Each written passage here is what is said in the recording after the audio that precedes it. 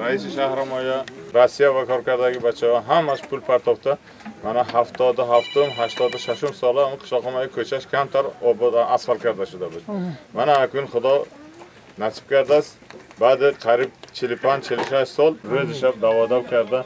من چند اسفالت من اسفالت میکردگی ماشینا یا چیزای همش آورده. رزقشون با عمرشون با اهل عائله‌شون با فرزندانشون با دسترخوانشون با الله تعالی اول دینجی بعد برکتی. همین راه ثوابش یک عمرشون برسد.